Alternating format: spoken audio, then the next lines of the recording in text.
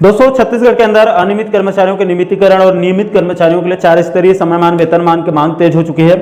उसी दोनों महत्वपूर्ण मुद्दों के बारे में हम इस वीडियो के अंदर बात करेंगे और समझने की कोशिश करेंगे कि आखिर पूरा मामला क्या है। इसलिए दोस्तों आप इस वीडियो को अंत तक जरूर देखिए और दोनों अपडेट को संक्षिप्त में अच्छे से समझने की कोशिश कीजिए। नमस्कार दोस्तों, मैं हूं आपका दोस्त लोकेश साहू और आप देख रहे हैं लोकेश छत्तीसगढ़िया यूट्यूब चैनल। आप सभी साथियों का हमारे चैनल पर बहुत बहुत स्वागत है। दोस्तों दरअसल पूरा मामला यह है कि आज दोपहर छत्तीसगढ़ कर्मचारी अधिकारी फेडरेशन के प्रांतीय संयोजक कमल वर्मा सर ने जानकारी देते हुए बताया और 2 अलग-अलग पीडीएफ भेजे हैं, जिसमें से इस ज्ञापन को फेडरेशन ने कल 28 मई 2024 को सीएम विष्णुदेव साय जी को सौंपकर मांग किया है कि प्रदेश के सरकारी कर्मचारियों को 4 स्तरीय समयमान वेतनमान का लाभ दिया जाए। दोस्तों फेडरेशन ने अपने ज्ञापन में यहाँ पर स्पष्ट किया है कि छत्तीसगढ़ शासन वित्त विभाग के 8 अगस्त 2018 के संदर्भित आदेश के मुताबिक राज्य के सरकारी कर्मचारियों को उनके पूरे सेवा काल में 3 बार उच्च वेतनमान का लाभ दिए जाने का इसमें इस संदर्भित आदेश में प्रावधान है, जिसके अनुसार 30 साल की सर्विस पूरी होने के बाद तीसरा समयमान वेतनमान का लाभ दिया गया है। इसलिए फेडरेशन ने इस ज्ञापन के माध्यम से सीएम से मांग किया है कि सरकारी कर्मचारियों का 8 वर्ष, 16 वर्ष और 24 वर्ष और उसके बाद फिर 30 वर्ष की सेवा अवधि पूरी होने के बाद 4 स्तरीय समयमान वेतनमान का लाभ दिया जाए। दोस्तों इसमें तर्क दिया गया है कि अभी वर्तमान व्यवस्था में सरकारी कर्मचारियों को उनके पूरे सेवा काल में 3 समयमान वेतनमान पर्याप्त नहीं है, इसलिए उनको 30 वर्ष की सेवा अवधि पूरी होने पर जो है वो चौथे नंबर की समयमान वेतनमान का लाभ दिया जाए। दोस्तों इसके लिए फेडरेशन की तरफ से साय सरकार से कुल 8 बिंदुओं पर कारण भी बताएं कि क्यों 4 स्तरीय समयमान वेतनमान की अभी सख्त इनको जरूरत पड़ रही है। दोस्तों इसके लिए फेडरेशन की तरफ से पहला कारण बताया गया है कि चूंकि छत्तीसगढ़ राज्य 1 नवंबर सन 2000 को अस्तित्व में आया है और ये राज्य मध्य प्रदेश राज्य का लगभग 26% भाग ही है।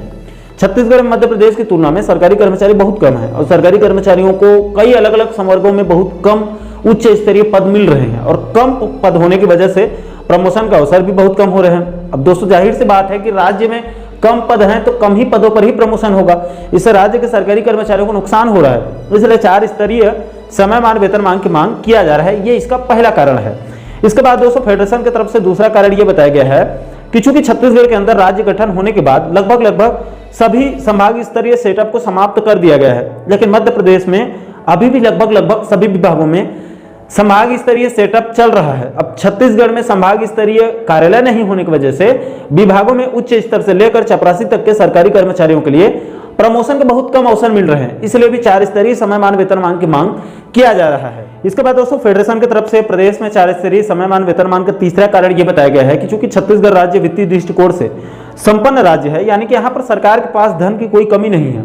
इसलिए प्रदेश के कर्मचारियों के लिए 4 स्तरीय समयमान वेतनमान लागू करने में राज्य सरकार को ज्यादा कोई दिक्कत नहीं होनी चाहिए। यह फेडरेशन की तरफ से तीसरा तर्क दिया गया है। इसके बाद दोस्तों चौथे बिंदु पर फेडरेशन ने तर्क दिया है कि चूंकि प्रमोशन के लिए तो राज्य में पोस्ट की कमी है,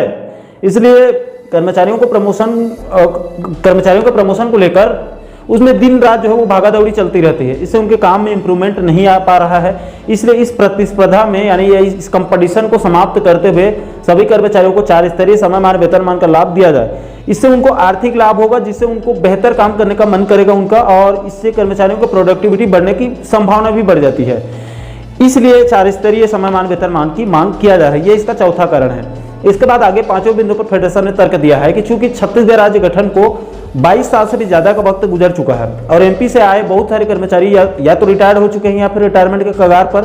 पहुंच चुके हैं। ऐसी कंडीशन में बहुत सारे कर्मचारियों को इसका लाभ नहीं मिल पाएगा और वैसे भी 4 स्तरीय समयमान वेतनमान लागू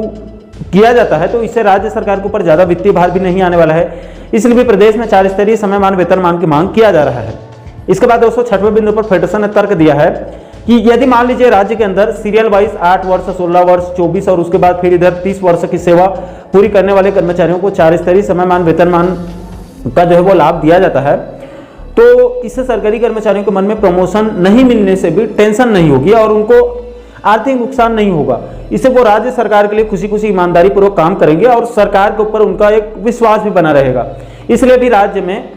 30 वर्ष पूरी होने पर 4 स्तरीय समयमान वेतनमान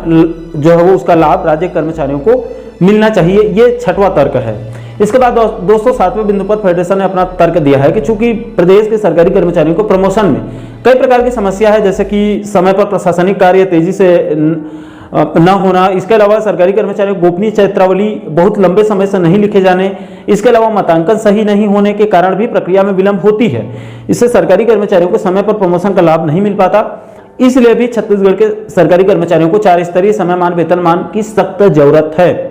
इसके बाद दोस्तों अंत में 8वें नंबर पर फेडरेशन ने तर्क दिया है कि चूंकि शायद सरकार के द्वारा चुनाव पूर्व अपने घोषणा पत्र में वादा किया गया था कि 4 स्तरीय समयमान वेतनमान लागू किया जाएगा, इसलिए भी राज्य के कर्मचारियों के लिए 4 स्तरीय समयमान वेतनमान लागू किया जाना चाहिए। तो दोस्तों इन्हीं 8 कारणों और तर्कों के हिसाब से और इनके मुताबिक छत्तीसगढ़ कर्मचारी अधिकारी फेडरेशन के द्वारा उनके प्रांतीय संयोजक कमल वर्मा सन के द्वारा सीएम सहाय के नाम से ज्ञापन सौंपकर राज्य में 4 स्तरीय समयमान वेतनमान की मांग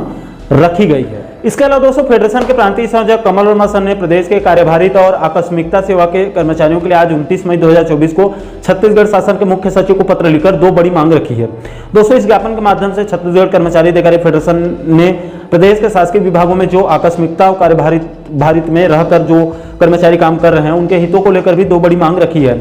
सबसे पहले तो प्रदेश के कार्यभारित और आकस्मिकता सेवा के कर्मचारियों को जो नियमित कर्मचारियों को रिटायरमेंट के बाद 240 दिन का अवकाश नकदीकरण का लाभ मिलता है,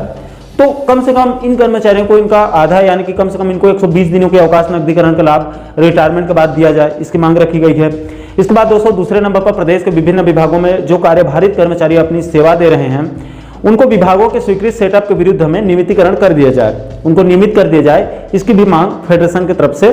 किया गया है। तो दोस्तों छत्तीसगढ़ कर्मचारी अधिकारी फेडरेशन की तरफ से प्रदेश के नियमित कर्मचारियों के लिए 4 स्तरीय समयमान वेतनमान की मांग रखी गई है और इधर दूसरी तरफ प्रदेश के आकस्मिकता और कार्यभारित कर्मचारियों को अवकाश नकदीकरण और विभागीय सेटअप के विरुद्ध में रिक्त पदों के विरुद्ध में नियमितीकरण की मांग जो है वो रखी गई है। तो दोस्तों आशा करता हूं कि आप इस वीडियो के माध्यम से प्रदेश के नियमित और अनियमित कर्मचारी साथियों से जुड़ी इस पूरे मामले को आप अच्छे से समझ गए होंगे। दोस्तों इस पूरे मुद्दे को लेकर आप लोगों की क्या राय है? क्या ये फेडरेशन की तरफ से बिल्कुल जायज मांग है? क्या इसका लाभ राज्य सरकार को देना चाहिए अथवा नहीं? इसको लेकर आप अपनी राय, अपना फीडबैक आप नीचे कमेंट बॉक्स में जरूर बताइएगा। और दोस्तों इस वीडियो के अंदर बताए गए सभी ज्ञापन का जो पूरा पीडीएफ है उसको हमारे टेलीग्राम चैनल पर अपलोड कर देंगे। आप चाहें तो आप वहां से डाउनलोड करके इजीली आप लोग वहां से प्राप्त कर सकते हैं और अच्छे से अध्ययन भी कर सकते हैं। और दोस्तों आप आगे भी प्रदेश के नियमित और अनियमित कर्मचारी साथियों से जुड़ी इसी प्रकार के अन्य महत्वपूर्ण मुद्दों पर वीडियो देखना चाहते हैं तो आप हमारे चैनल को जरूर सब्सक्राइब कर लीजिएगा ताकि आने वाले सभी नए वीडियो के नोटिफिकेशन आप लोगों तक तुरंत पहुंच सके। दोस्तों अभी के लिए फिलहाल इस वीडियो में इतना ही, मुझे दीजिए इजाजत। मैं मिलता हूं आपसे एक और महत्वपूर्ण मुद्दे के साथ, महत्वपूर्ण टॉपिक के साथ। तब तक के लिए जय हिंद, जय छत्तीसगढ़।